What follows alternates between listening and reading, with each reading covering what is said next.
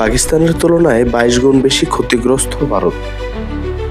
মাত্র 3.5 দিনের যুদ্ধ, কিন্তু তাতে কেঁপে উঠেছে উপমহাদেশ। মুখোমুখি হয়েছিল দুই পারমাণবিক শক্তিধর দেশ ভারত ও পাকিস্তান। শেষ পর্যন্ত থেমেছে যুদ্ধ। যুক্তরাষ্ট্রের কূটনৈতিক চাপে সংঘাত থেকে পিছিয়ে এসেছে দুই দেশ, তবে এর খেসারত দিতে হয়েছে দুই পক্ষকেই। রয়টার্স ও দ্য এক্সপ্রেস ট্রিবিউনের প্রতিবেদনে উঠে এসেছে ভয়াবহ এক চিত্র। মাত্র 87 ঘন্টার যুদ্ধেই ভারতের ক্ষতির পরিমাণ দাঁড়িয়েছে প্রায় $83 বিলিয়ন, যেখানে পাকিস্তানের ক্ষতির পরিমাণ ছিল $4 বিলিয়ন। অর্থাৎ ভারতের ক্ষতি হয়েছে পাকিস্তানের চেয়ে প্রায় 22 গুণ বেশি। এই যুদ্ধ ছিল সীমিত সময়ের, তবে প্রভাব ছিল বহুমুখী। সামরিক ব্যয়ের পাশাপাশি ভেঙে পড়েছে শেয়ার বাজার, কমেছে বিনিয়োগ, থমকে গেছে আকাশপথ। প্রতি ঘন্টায় গড়ে ক্ষতি হয়েছে $1 বিলিয়ন। ভারত প্রতিদিন চালিয়েছে 100টিরও বেশি যুদ্ধঅভিযান।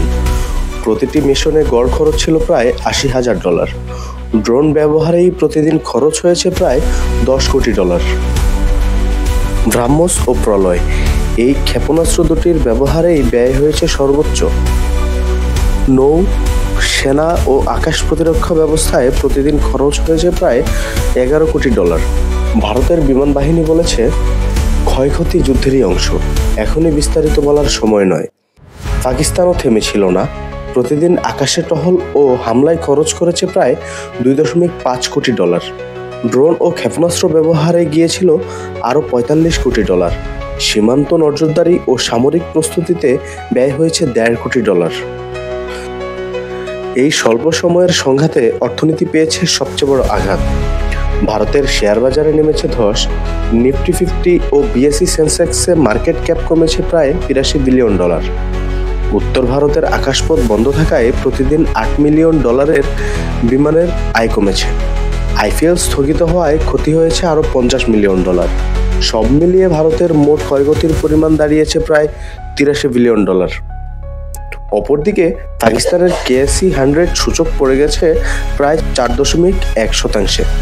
এতে ক্ষতি হয়েছে প্রায় $2.5 বিলিয়ন। পিএসএল স্থগিত হওয়ায় সম্প্রচার, টিকিট ও স্পন্সরিং খাতে ক্ষতি হয়েছে আরও $10 মিলিয়ন। বিমান চলাচল বন্ধ থাকায় আরও $20 মিলিয়ন ক্ষতি হয়েছে। সব মিলিয়ে পাকিস্তানের মোট ক্ষতির পরিমাণ দাঁড়িয়েছে প্রায় $4 বিলিয়ন। এই স্বল্পমেয়াদী যুদ্ধ যেন এক কঠিন বার্তা দিয়ে গেল।